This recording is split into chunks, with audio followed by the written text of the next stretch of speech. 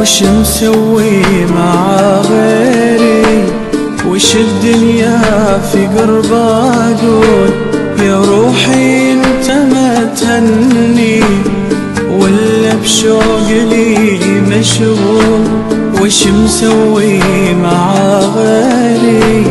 وش الدنيا في قرب اقول يا روحي انت ما تهني، ولا بشوق لي مشغول؟ انا ما زلت افكر فيك واموت بحبك وطاريك، ولكن هذه اطباعي اخبي الحزن بي ما اقول. انا ما زلت افكر فيك واموت بحبك وطاريك، ولكن هذه اطباعي اخبي الحزن بي ما